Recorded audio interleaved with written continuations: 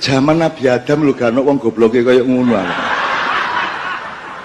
Lah kok saya anti dah. Ya apa? Sama dengan ngerokok. Aku iki aja kok larang ngerokok. Tutupen tabrik rokok iku. Dikon lapo katene. Lah nek arek gak nongkrong dik kono kate lapo mosok yasinan benbengi ya. Saya seorang karyawan swasta di salah satu perusahaan rokok ternama di Indonesia. Bekerja dari pagi hingga malam hingga capek dan malas, tidak sempat untuk membaca Al-Quran, melaksanakan ibadah dan yang lainnya. Pertanyaannya, apakah hukum terjadi rokok Ustaz? Kemudian bagaimana meyakinkan orang tua agar mengizinkan keinginan saya untuk racing dari kerja di perusahaan rokok? Masya Allah. Pemerintah kita ini sudah hampir mengharamkan rokok. Apa buktinya? Kasih aja.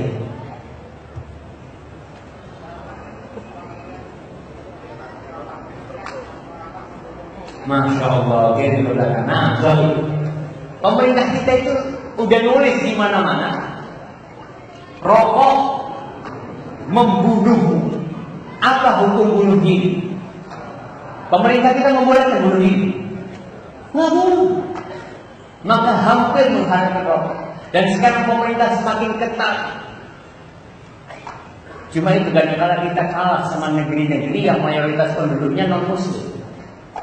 Kadang-kadang di bis itu masih ada yang rokok. Di bis kan ada bis pakai AC, ada bis nggak pakai AC. Itu kadang-kadang di negeri kita masih ada rokok. Di Amerika lagi. Siapa yang pernah ke Amerika? Saya kasih hadiah.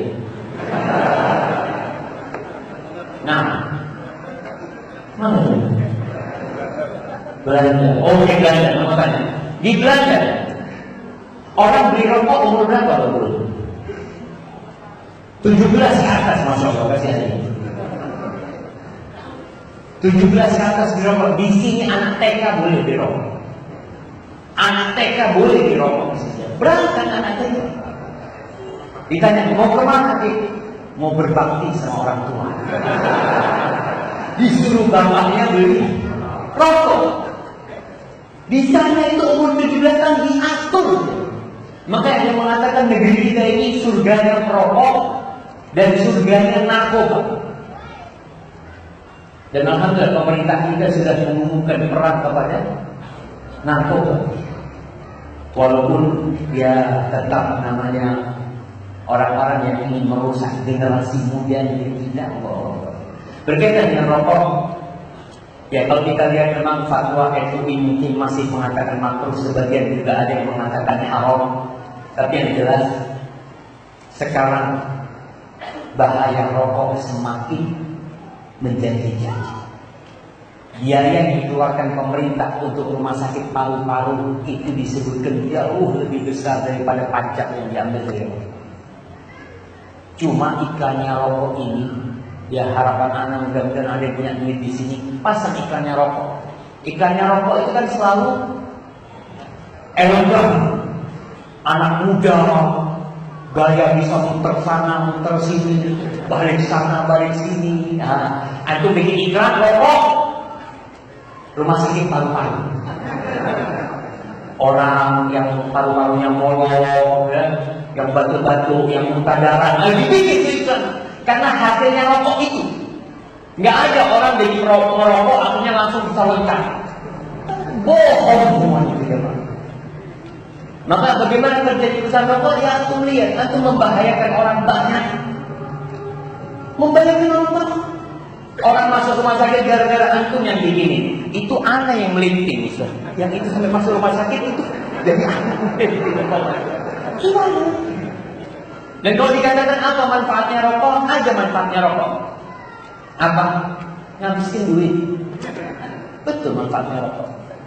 Antum kadang-kadang, Ustaz, anak punya duit banyak, Ustaz. Kalau nggak dibakar nggak enak. Ada yang dia bakar. Ada cerutu jamaah dari Jember.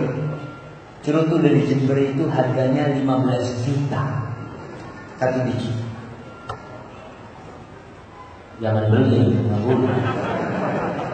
Maka harapan anak kalau untuk bisa tinggalkan, ya, kesian orang lain. Allah. Nah, ini juga perlu nih sepertinya, Ustaz. Assalamualaikum warahmatullahi wabarakatuh. Waalaikumsalam warahmatullahi wabarakatuh. Ustaz, bagaimana hukum kerja di perusahaan rokok?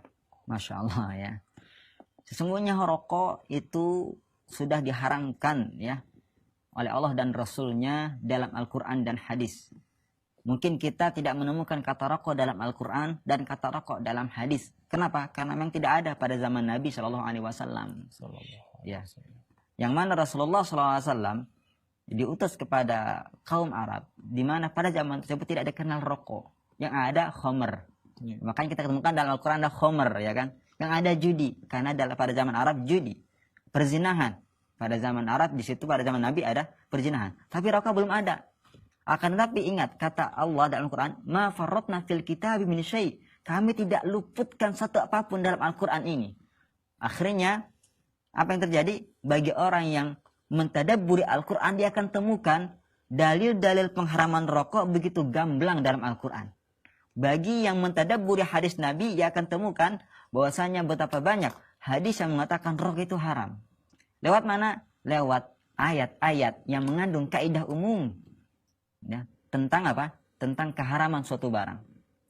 Ataupun hadis yang memiliki kandungan yang sangat tegas ya dalam kaidah umumnya yang mengharamkan suatu barang.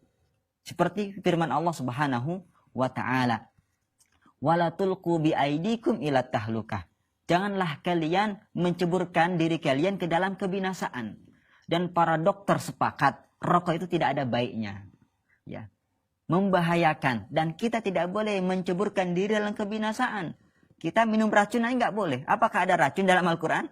Ya. Tapi kita katakan racun halal. Kenapa? Karena nggak ada dalam Al-Quran. Nggak mungkin seperti itu. Orang yang berakal sehat tidak mungkin mengatakan seperti itu. Kenapa? Karena Al-Quran dengan jelas, wala tulqu bi aidikum ila tahlukah. Janganlah ceburkan diri kalian dalam kebinasaan. Dan dengan tegas dalam ayat lain, wala taqtulu anfusakum innallaha kana bikum rahima. Janganlah kalian bunuh diri kalian. Dan rokok, kata pemerintah, merokok membunuhmu. Ya, dengan gambar yang begitu seram, ya kan, tetap juga tidak mempan. Ini hukum kerja di perusahaan rokok. Siapa yang jawab nih? Haram. Semua pemerintah, semua dokter, semua ulama mengharamkan rokok. Bagaimana caranya kita mau bilang halal nih? Nggak bisa. Mau hidup dari mana? Hidup di bumi Allah. Hidup, keluar, bekerja, ada, asal mau. Masalahnya kita tidak mau. Ya. Ini penyakitnya harus dihilangkan teman-teman sekalian. Haram, nggak boleh. Dari sisi mana halalnya coba? Nggak ada, haram, mutlak. Kalau halal, anggaplah ada satu dokter saja yang atau pemerintah yang tulis merokoklah karena Anda akan sehat. Silakan merokok, kerja di perusahaannya. Semua bilang bahaya, impoten lah, inilah, itulah, macam-macam. Gitu kan. Kasih foto yang sudah rusak, terbakar ini, saya nggak tahu. Masih juga mau. Saya nggak tahu, mungkin saya perlu beliin kacamata kali ini supaya lihat jelas gitu kan. Maaf, jangan tersinggung temanku. Jadi kalau apa yang saya sampaikan tentang hukum syariah itu hukum agamanya, dan ini pasti kebaikan Anda. Saya sudah bilang kalau Allah Subhanahu wa taala menyampaikan kepada Anda malam ini berita, berarti Allah masih sayang kepada Anda. Wallahi masih disayang. Karena kalau tidak tahu malam ini, sampai kapan kira-kira mau tahu? Bagaimana kalau 10 tahun lagi baru tahu dan 10 tahun semuanya makan yang haram? Kan lebih berat hukumannya. Maka lebih baik malam ini dan jangan bekerja di situ. Kerja di tempat yang lain, keluar, banyak pekerjaan. Semut di lubangnya Allah kasih rezeki. Bagaimana dengan ya manusia? Kok tidak ada di zaman Nabi SAW? Mengapa harus dilarang? Rokok baru ada kemudian di abad yang terakhir. Bagaimana mungkin kita minta ada Al-Quran yang berbicara tentang rokok, ada hadis yang berbicara tentang rokok, nggak masuk akal. Rokok itu haram, Pak. Anda cari kepada madhab semua, kecuali individu yang mungkin masuk dalam majelis ulama tapi masih merokok. Yang bilang bahwa rokok itu baik, manfaat, ya tukang rokok. Wala taqtulu anfusakum innallaha kana bikum rahimah. Janganlah kamu membunuh diri-dirimu sendiri. Sesungguhnya Allah Maha Penyayang kepadamu. Rokok mengandung 4.700 racun. Enaknya diapakan? Ini pemerintah mewajibkan jemaah. Dengan tulisan besar rokok membunuhmu. Maka ini sudah penentuan bahwasanya itu haram sebenarnya.